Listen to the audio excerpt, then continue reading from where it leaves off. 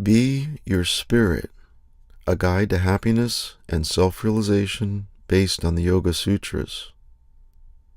The Self-schema, a structure of self-referencing memories. Western psychologists refer to the individual's concept of self-identity as self-schema. Marcus describes a self-schema as, quote, a cognitive structure that influences attention, organization, or categorization of information, recall, and judgment about others, close quote. The self-schema is essentially a structure of self-knowledge. This knowledge arises from past experiences and organizes the processing of new self-relevant information. Your self-schema gives you a point of view, a personal anchor, and a frame of reference within reality. It provides you with information regarding who you are and how you relate to the world.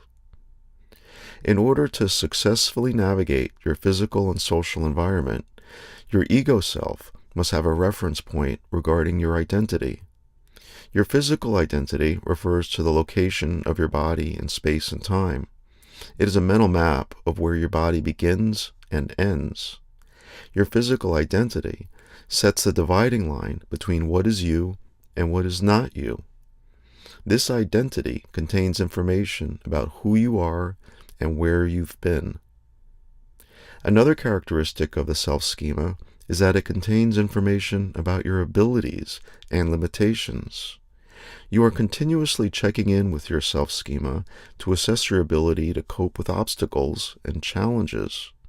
When faced with a threat, you can look to your self-schema and decide the best course of action. Without referring to your self-schema, you would have difficulty deciding how to cross a busy street.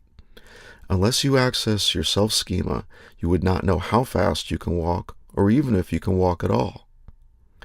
Unfortunately, the self-schema is never a completely accurate representation of your true abilities. Your capabilities change over time. You may be good at something in your youth, but lose that ability as you age. Similarly, there may be a skill that you are poor at initially, but with practice you might excel at it. You can test the accuracy of your self-schema by asking others how they perceive you. This method is somewhat limited because people may provide you with inaccurate feedback. It is important to have an accurate view of yourself. A mismatch between what you think you can do and what you can actually accomplish can lead to disastrous consequences. If you take on a difficult goal lacking the proper skills, the mismatch will be obvious. On the other hand, it would be a real loss if you decide not to pursue a goal because you have underestimated your abilities. The self-schema is an ever-changing structure which inevitably results in people under and overestimating their abilities. Your self-schema also contains information about your physical habits and social identity. Routines are a part of your identity. For example, you probably have routines regarding when and how you start your day. Most people do not awaken in the morning only to pause every few minutes to creatively contemplate what they will do next. Instead, they follow a familiar routine that allows them to move through the day without having to constantly re-examine their options. Your routines range from complex tasks to simple movements. You have routines regarding how you brush your teeth and how you walk. Sometimes we consciously choose to develop a routine. For example, a person may choose to drive a particular route to work because it is the quickest. Over time, driving this particular route becomes a routine. Most routines develop haphazardly through the process of unconscious repetition.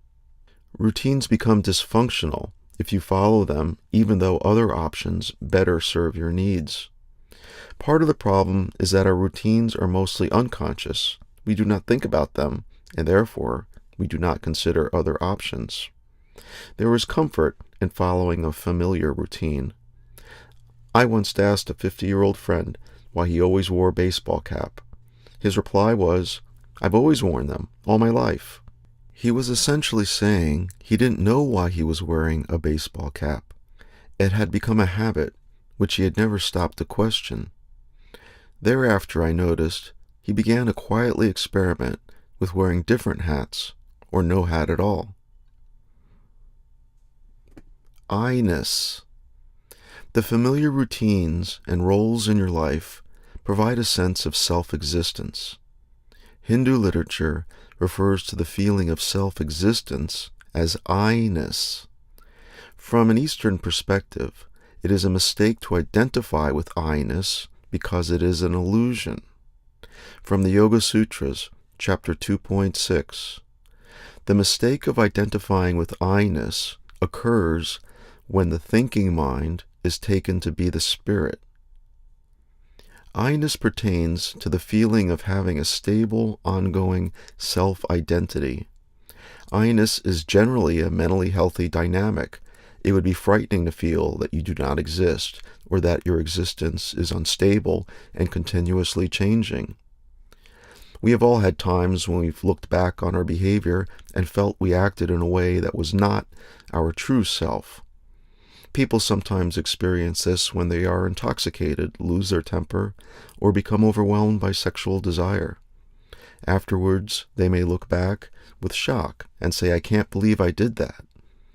For instance, a mild-mannered man may unintentionally drink too much alcohol and wind up dancing naked at an office party. The next day, when he looks back upon his intoxicated behavior, he will feel that he was not being his true self.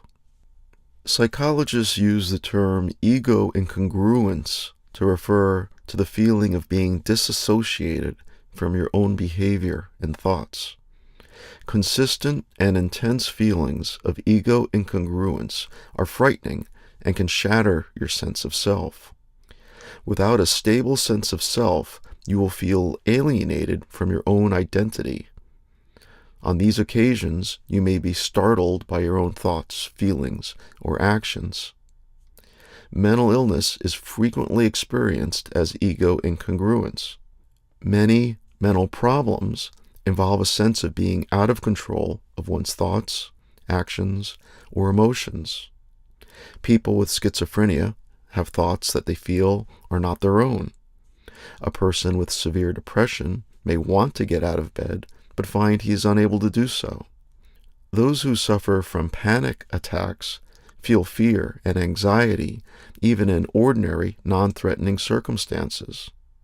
Addicts experience ego-incongruence when they fail in their attempts to quit using drugs. Consciously, they want to stop using, but find they are unable to do so. A drug addict may consciously think to herself, "I do not want to use drugs," while at the same time reach out to take a drug. From a Western psychological perspective, a strong and stable ego is the hallmark of mental health. In contrast, the Yoga Sutras view identifying with the ego self as the primary cause for suffering and the main obstacle to self-realization. Both of these perspectives are valid. It is important to have a healthy ego self, but it is also a mistake to completely identify with it. Self-identity is simply a structure of memories and not a real thing. There is no actual self in the operations of the mind, just as there is no concrete self in the operations of a computer.